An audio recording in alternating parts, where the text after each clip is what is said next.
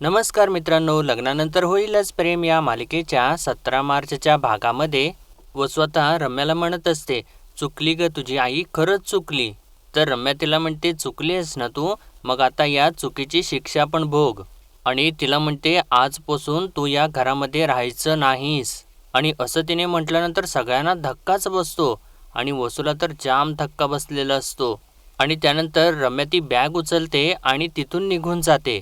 तर वसू तिला म्हणत असते, थांबवायचा प्रयत्न करत असते, पण ती काही थांबत नाही आणि तिथून निघून जाते. तर तेव्हा आता वसू सगळ्यांच्या समोर हात जोडते आणि म्हणते, माफ करा मला. आणि विक्रमला सुद्धा म्हणते, विक्रम खरंच रे, माफ कर मला, माझं चुकलं, खरंच चुकलं माझं. आणि रम्या आता थोड्या वेळानं परत येते आणि वसूचे कपडे वगैरे भरलेली बॅग ती घेऊन आलेली असते. आणि तिला सांगते, ही तुझी बॅग घे आणि आत्ताच्या आत्ता इथून निघ. तर वसू तिला म्हणते, अगं रम्या, तू मला घराबाहेर काढणार आहेस? अगं नको असं करूस, मी कुठे जाणार आहे रम्या? आणि तुला माहिती आहे ना रम्या, हे मी जे काही केलं ते सगळं काही तुझ्या भल्यासाठीच केलं. अगं तुझा जीव अडकला होता ना पार्थमध्ये, म्हणूनच केलं मी. तुझ्या सुखासाठी, तुझ्या आनंदासाठी करून बसले ग मी वेडेपणा. चूक करून बसले मी, माफ कर मला. असं ती हात जोडून बोलत असते. तर तेव्हा रम्या चक्क तिला म्हणते, तू मेली आहेस माझ्यासाठी. आजपासून ना मी अनाथ आहे, अनाथ, तू जा इथून. असं तिने म्हटल्यानंतर आता सगळ्यांना परत धक्का बसतो. तर तेव्हा वसू बोलू लागते, असं नको बोलूस ना रम्या, असं नको बोलूस, अगं मी मरून जाईन. आणि विक्रमला म्हणते, विक्रम तू तरी बोल ना काहीतरी. तर रम्या म्हणते, कोणी काहीही बोलणार नाहीये आई, तू बॅग घे आणि जा इथून. तर वसू म्हणते, अगं तुझी आई आहे मी रम्या, तू मला घराबाहेर काढणार आहेस? तर रम्या म्हणते, हो मी तुला घराबाहेर काढते, कारण तू आता मला या घरामध्ये सहन होत नाहीयेस. अगं किती वेळा मी सांगितलं तुला यांचं लग्न मोडायला जाऊ नकोस, पण मला काही कळतच नाही. तू आत्ताच्या आत्ता ही बॅग घे आणि निघ इथून. तर वसू म्हणते, अगं विधवा बाई आहे मी, खरंच बाळा, मला तुझ्याशिवाय कोणी नाही आहे, असं म्हणून ती गयावया करत असते. तर रम्या तिला म्हणते, तुझा हा अहंकार आहे ना, त्याच्याबरोबरच राहा तू. तर वसू तिला म्हणत असते, अगं रम्या ऐक ना बाळा माझं, ऐक ना. तर तेव्हा रम्या तिला म्हणते, तू अशी ऐकणार नाही आहेस, असं म्हणून तिचा हातच धरते आणि तिला खेचत बाहेर घेऊन जाऊ लागते. तर तेव्हा आता काव्यामध्ये पडते आणि रम्यावरती जोराची ओरडते. आणि मानिनी आणि विक्रमला म्हणते, आई बाबा, मला असं वाटते की आपण वसू आत्यांना माफ करायला हवं. आणि काव्याने असं बोलल्यानंतर सगळ्यांना आश्चर्याचा धक्काच बसतो. तर पार्थ तर काव्यावरती ओरडतोच, म्हणतो, काव्या तुम्हाला काय वेड लागले का काय? आणि पार्थ काव्याला अडवत असतो. तर जीवा आता मध्ये पडतो आणि पार्थला थांबवतो, म्हणतो, नाही दादा, बरोबर बोलतेय ती, इनफॅक्ट मी सुद्धा हेच सांगणार होतो. तर आता नंदिनी जीवाला थांबवते, म्हणते, अहो जीवा, कशाच्या आधारावरती बोलताय तुम्ही हे सगळं? आणि मला एक गोष्ट कळत नाही आहे, आपण किती दिवस यांना माफ करत राहायचं? तर विक्रम सुद्धा म्हणतो, हो नंदिनी अगदी बरोबर बोलतेय. म्हणजे आता विक्रम नंदिनीची बाजू घेऊन बोलतो. आणि जीवा आणि काव्याला म्हणतो, अरे जीवा काव्या, तुमच्या दोघांचा भूतकाळ वसू ताईने चव्हाट्यावरती आणलेला आहे, तिला आता या घरामध्ये थारा नाही. तर तेव्हा जीवा म्हणतो, अहो बाबा, तुम्हीच म्हणता का नाही वाईटातून चांगलं निवडावं, आणि तेच तर निवडतोय आम्ही. तर काव्य म्हणते, तुम्हा सगळ्यांनाच माहिती आहे की माझा आणि जीवाचा भूतकाळ आम्ही तुमच्या सगळ्यांच्यापासून बराच काळ लपवून ठेवण्याचा प्रयत्न केला, काही केलं तुम्हाला सांगू शकलो नाही, पण आता आला ना तो समोर. हे बघा, भले चुकीच्या पद्धतीने आला, पण आला ना सगळ्यांच्या समोर. तर जीवा म्हणतो, एक्झॅक्टली, आणि प्रत्येक गोष्टीला एक मतितार्थ असतो. उलट हिने जे काही केलंय त्याच्यामुळे आपल्या सगळ्यांच्यामध्ये एक अतूट नातं निर्माण झालेलं आहे, त्यामुळे राहू दे, जाऊ दे तिला.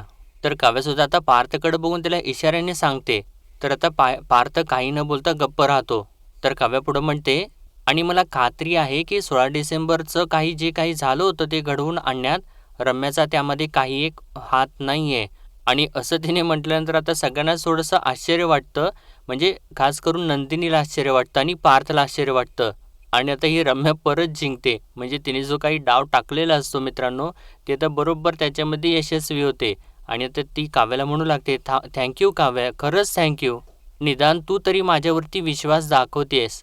तर तेव्हा विक्रम बोलायचा प्रयत्न करत असतो आणि जीवा आता थांबवतो, त्याला म्हणतो, आई बाबा, खरंच वसवात्याला इथे राहू देत, आपण तिला घराच्या बाहेर काढणार, बाहेर चर्चा होणार, प्रश्न उपस्थित केले जाणार, कोणी केलं, काय केलं, कसं झालं, कशामुळे झालं, हिच्यामुळे का होईना आम्ही चौघे आता सुखामध्ये आहोत.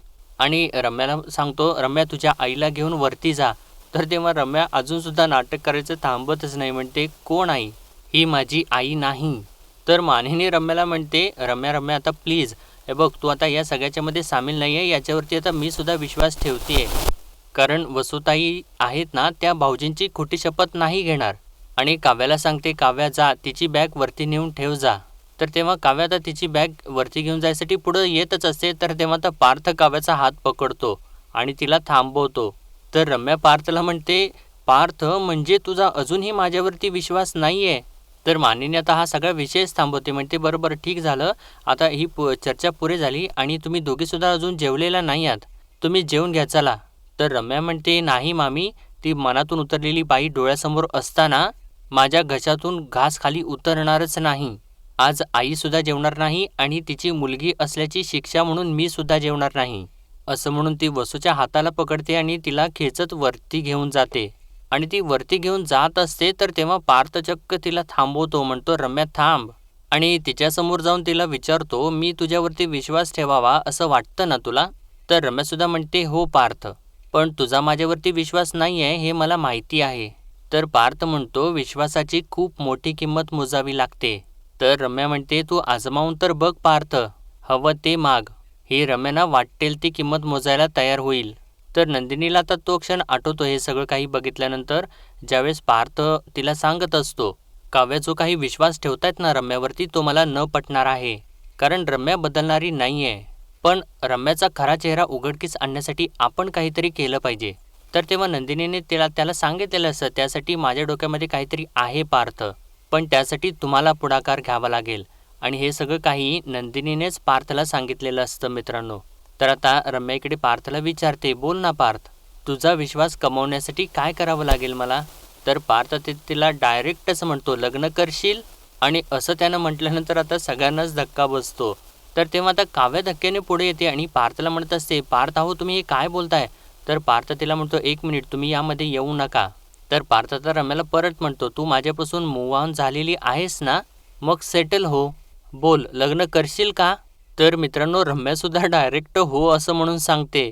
आणि तेव्हा यांना सगळ्यांना सुखद धक्का बसतो, म्हणजे जीवा तर खुश झालेला असतो. तर रम्या पुढं म्हणते, हो मी लग्न करेन पार्थ, फक्त माझी एकच अट आहे, माझ्यासाठी नवरा तू शोधायचास आणि तू स्थळं बघायला घे. आणि असं ती बोलत असताना इकडे नंदिनीला मात्र थोडीशी शंका आलेली असते, पण जेव्हा मात्र खुश होऊन हसत तिच्याकडे बघत असतो. आणि इकडे मिथुन काकाला सुद्धा शंका आलेली असते. तर तेव्हा काव्या तर रम्याकडे जाते आणि तिला म्हणते, रम्या व्हेरी गुड व्हेरी गुड असं म्हणून ती आपल्या जवळ तिला घेते. आणि ज्यावेळेस ती आपल्या जवळ तिला घेते, तर तेव्हा रम्या चक्क काव्याच्या गळ्यामधलं जे मंगळसूत्र असतं ते आपल्या हातामध्ये घेते. आणि तेव्हा काव्याचं लक्ष त्याच्याकडे नसतंच. आणि इकडे तेव्हाच आता पार्थ नंदिनीला इशाऱ्याने विचारतो की हे तुम्हाला पटलेलं आहे काय? तर तेव्हा नंदिनीसुद्धा नाही असंच त्याला इशाऱ्याने सांगते. तर त्यानंतर आता रात्री हे चौघेजण गप्पा मारत बसलेले असतात आणि आईस्क्रीम खात असतात. तर तेव्हा जीवा आता म्हणतो, चला आता आणखीन एका लग्नाची तयारी करावी लागणार. तर तेव्हा काव्यासुद्धा त्याला होकार देत असते, म्हणजे ती हसत असते. आणि तेव्हा नंदिनी आणि पार्थ तर मात्र नाखुश असतात आणि ते दोघं एकमेकांच्याकडेच बघत असतात. तर तेव्हा काव्याचं लक्ष त्या दोघांच्याकडे जातं आणि ती म्हणते, अरे काय रे, तुम्ही असे काय दोघांना एकमेकांना इशारे करताय? काय बोलताय मगाचपासून असं इशारोमध्ये, काय चाललंय तुमचं? तर पार्थ म्हणतो, हो इशारेच चाललेत, कारण तुम्ही भोळसटासारखे ना त्या रम्यावरती विश्वास ठेवताय. तर नंदिनी सुद्धा म्हणते, हो मला सुद्धा कळत नाहीये की अशी काय जादू केली आहे तिने तुमच्या दोघांच्या वरती. तर पार्थ सांगतो, काय नाही, लग्नामध्ये मदत केली आणि लग्नानंतरचे 2-4 गेम अरेंज केले आणि हे फसले. तर काव्या म्हणते, असं काही नाही आहे आणि तुम्ही तर्क लावून मोकळे झालात? नाही, मला जेन्युअनली असं वाटते की ती खूप बदललेली आहे. तर तेव्हा जेव्हा म्हणतो, हे बघा आम्ही दोघांनी सुद्धा मेजर मूव्ह ऑन केलेला आहे, त्यामुळे आम्हाला माहिती आहे की मूव्ह ऑन करेपर्यंत प्रचंड त्रास होतो, पण एकदा का ते केलं ना की मागे काही उरतच नाही, काही कारणच नसतं ना. त्यामुळे आम्हाला तरी असं वाटते की रम्याने मूव्ह ऑन केलेला आहे. तर तेव्हा काव्या म्हणते, हो बरोबर आहे, आणि काय पटलं का तुम्हाला? तर तेव्हा हे दोघेसुद्धा उगीचच हो हो असं म्हणत असतात. तर काव्या म्हणते, आता ठीक आहे, तुम्हाला तर पटलेलं आहे ना, तर मग आपण सिरियसली रम्यासाठी एखादं छान असं स्थळ शोधायला सुरुवात करूया. तर तेव्हा नंदिनी म्हणते, नाही मला अजूनही नाही खरं वाटत आहे की रम्या खरंच लग्न करणार आहे. तर नेमका आता इकडे वसू तोच प्रश्न आता रम्याला विचारते, रम्या अगं तू खरंच लग्न करणार आहेस? का दिलास तू लग्नाला होकार? तर तेव्हा रम्या म्हणते, हे बघ आई, मी जर नकार दिला असता तर मी आत्तापर्यंत जो विश्वास कमावलेला आहे ना, तो एका क्षणात गमावला असता मी. सगळं काही संपलं असतं. पण मी जे काही केलंय त्यामुळे माझ्यावरती तरी कोणी संशय घेणार नाही. शिवाय पार्थ आणि नंदिनी दोघंही हळूहळू माझ्या बाजूने येतील. तर वसू म्हणते, पण त्यासाठी ना कोणाशी तरी लग्न करावं लागेल. का स्वतःच पायावरती कुऱ्हाड मारून घेतलीस? तर तेव्हा रम्या म्हणते, मला एक गोष्ट सांग, जीवा आणि काव्या यांचं एकमेकांच्यावरती खूप प्रेम होतं. त्यांनी सुद्धा लग्नाची वगैरे स्वप्न रंगवलीच असतील ना? तर वसू म्हणते, हो रंगवलीच असतील. तर रम्या म्हणते, पण मग झालं का तसं? नाही झालं ना. प्रत्यक्षात काय झालं, जे देवाच्या मनात होतं आणि देवाच्या मनात काय आहे हे कोणाला कळतं? तर तेव्हा वसू म्हणते, ते गुरुजींना कळतं. तर तेव्हा रम्या म्हणते, एक्झॅक्टली, अगं मग गुरुजींचं भाकीत विसरलीस का तू? आणि तेव्हा त्या वसूला ते गुरुजींचं भाकीत आठवतं सुद्धा. पण गुरुजींचं भाकीत या दोघींनी अर्धवटच ऐकलेलं असतं, ते मात्र यांना माहिती नसतं. तर तेव्हा रम्या आता विचारते वसूला, त्यांना कोणाचं लग्न दिसत होतं? तर वसू म्हणते, अगं तुझं आणि पार्थचं लग्न. तर रम्या म्हणते, बरोबर आहे ना, मग माझं पार्थसोबतच लग्न होणार आहे. मी लग्नाला होकार दिलाय, पण तसं होईलच असं काही नाही ना. तर वसू म्हणते, म्हणजे अगं तू लग्न करणार नाहीयेस? तर रम्या म्हणते, काय मी किती वेळा तेच तेच सांगू, मी पार्थशिवाय दुसऱ्या कोणासोबत सुद्धा लग्न करणार नाही. तर वसू म्हणते, अगं रम्या, मला एक कळत नाहीये, मग तू पार्थला मुलगा बघायला का सांगितलंस? तर तेव्हा रम्या म्हणते, अगं आई, तू कुठल्या जगात वावरतेस? इथं लोक बघ, स्थळं बघून, साखरपुडा करून आणि लग्नाआधीचे सगळे विधी करून सुद्धा ऐन लग्नातून म्हणजे मांडवातून बॅकआउट करतात. आणि मला तर इथे काहीच करायचं नाहीये. स्थळं बघणार पार्थ, शॉर्टलिस्ट मुलांना करणार पार्थ, त्यातल्या एखाद्या मुलाला मी होकार देईन सुद्धा, आणि नंतर मग त्या मुलाचं काय करायचं ते बघूयात की आपण. आणि जर समजा असं काहीतरी झालं की तो मुलगा माझ्या लग्नामधून नंदिनीसारखा जर किडनॅप झाला आणि गावात जशी सिच्युएशन झाली होती ना की काहीही करून लग्न करायलाच हवं, तर मग काय होईल? मज्जा येईल ना. मग तेव्हा कोणीच माझ्यासोबत लग्न करायला तयार होणार नाही. मग सगळेच म्हणतील ना की या सेकंड हँड मुलीशी कोण लग्न करणार. तेव्हा ना पार्थला खूप गिल्टी येईल आई. त्याला वाटेल की मीच रम्याला लग्न करायला सांगितलेलं होतं, माझ्यामुळेच तिचं लग्न अडलेलं आहे. आणि मग तो स्वतः येईलच की पुढे लग्नासाठी.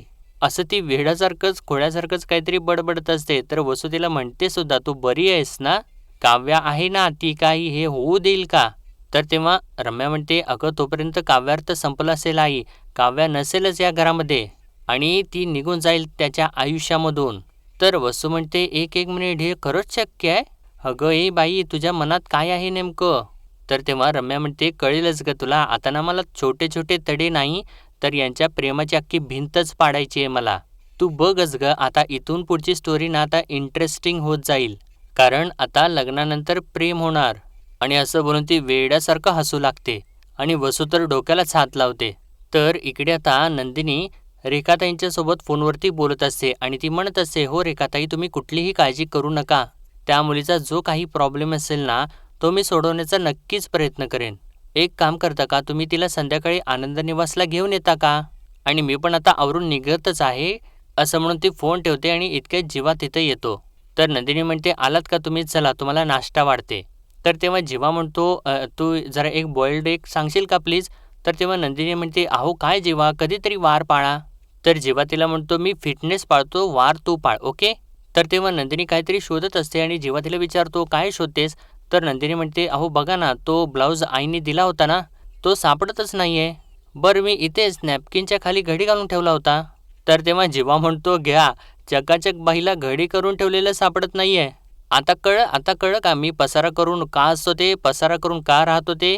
तर नंदिनी म्हणते, मला शोधायला जरा मदत करा ना. तर तेव्हा जीवा म्हणतो, केली असते, मला खूप आवडलं असतं तुला मदत करायला. पण काय आहे ना, आज मी जिममध्ये सॉलिड लेग्स मारलेले आहेत आणि माझ्या पायात ना आता उभारायची सुद्धा ताकद नाहीये. हे बघ, लटपट आहेत पाय. तर नंदिनी म्हणते, हो पण तुम्हाला डोळ्यांनी शोधायचं आहे, पायाने नाही. तर तेव्हा जीवा म्हणतो, हो हो करेक्ट आहे, पण काय आहे ना, मी लक्ष देऊन लेग्स मारलेत ना, त्यामुळे ना माझे डोळेसुद्धा खूप दुखत आहेत. पण मग मी काय म्हणतोय, बघ माझे सॉक्स आणि नॅपकिन ना आशाताई आले की तिला धुवायला दे, मी आलोच. असं बोलून तिथनं कल्टी मारतो. तर नंदिनी वैतागलेली असते, म्हणते, काय माझं काम करायला सांगितलं की मग मलाच स्वतःची कामं सांगतायत. सॉक्स आणि नॅपकिन धुवायला दे म्हणे. तर ज्यावेळेस आता नंदिनी त्याच्या बॅगमधून नॅपकिन आणि सॉक्स वगैरे धुवायसाठी काढत असते, तर त्या बॅगमध्येच नंदिनीचं ब्लाऊज असतं आणि आता ती ओरडू लागते जीवाला, अहो जीवा जीवा असं म्हणते. तर तेव्हा जीवा तिथं येतो आणि विचारतो काय आहे. तर नंदिनी म्हणते हे काय आहे. तर जीवा म्हणतो ब्लाऊज आहे. ब्लाऊज सापडलं ना, कुठं ठेवलेलं होतंस तू. तर नंदिनी म्हणते हा तुमच्या जिमच्या बॅगमध्ये होता. तर तेव्हा जीवा म्हणतो काय सांगतेस हल. तर नंदिनी म्हणते अहो जीवा काय तुम्ही वस्तू जरा नीट बघून घेऊन जात जा, उद्या साडी नेसून जाल तुम्ही जिमला. तर तेव्हा जेव्हा म्हणतो झालं झालं सापडलंय ना आता ब्लाऊज, मग नेस ना साडी. तर नंदिनी म्हणते हां एक मिनिट तुम्ही बाहेर जा बरं. तर तेव्हा जेव्हा विचारतो का. तर नंदिनी म्हणते अहो असं काय करताय, मला चेंज करायचं आहे. तर जेव्हा म्हणतो हां मग काय झालं त्याला, कर ना मग. आणि मी काय म्हणतोय हे बघ मी तुला साडी नेसवू का प्लीज. तर नंदिनी म्हणते नाही नको. तर जेव्हा म्हणतो हे बघ बघ ना एकदा ट्राय तरी कर. तर नंदिनी नाही नाही असंच त्याला म्हणत असते. आणि जेव्हा दंगा करायला लागल्यानंतर नंदिनी म्हणते बरं बरं ठीक आहे. तर जेव्हा तर खूपच खुश होतो. तर मित्रांनो आजचा भाग तेच संपतो आणि पुढील भागामध्ये आपण पाहणार आहोत. नंदिनी आता जीवाला म्हणते साडीचं एक टोक तुम्ही धरा, एक टोक मी धरते. आणि जेव्हा आता साडीचं एक टोक धरून दुसऱ्या बाजूला जातो, म्हणजे तो दरवाजाच्या बाहेरपर्यंत गेलेला असतो. तर नंदिनी आता इकडून साडीचं टोक पकडत पकडत पुढे येते आणि हळूच पुढे येऊन दरवाजाच बंद करून टाकते. तर तेव्हा जेव्हा बाहेरून दंगा करू लागतो, तर नंदिनी विचारते आता आतमधूनच कैसी रही. तर जेव्हा बाहेरून म्हणत असतो मला तर फसवलं हिने. तर इकडे आता रम्या जी असते ती पार्थ आणि काव्याच्या खोलीमध्ये आलेली असते. आणि काव्य आता तिला तिच्या अपेक्षा विचारत असते, म्हणजे मुलगा तुला कसा पाहिजे काय पाहिजे. तर तेव्हा रम्या सांगत असते उंची ना त्याची छान पाहिजे आणि चष्मा चालेल आणि दाढी पण चालेल. तर तेव्हा ती असं बोलत असताना पार्थ तर धक्क्याने तिच्याकडे बघत असतो. तर काव्या म्हणते अखेर एक मिनिट रम्या पण हे सगळं काही पार्थ देशमुखांचंच वर्णन झालं. आणि तेव्हा पार्थ तर तिच्याकडे रागानेच बघत असतो त्यावेळेला. तर मित्रांनो आजच्या पुरते एवढंच. भेटूया परत उद्याच्या भागामध्ये. तोपर्यंत आपल्या व्हिडिओला लाईक शेअर आणि सबस्क्राईब नक्कीच करा. धन्यवाद.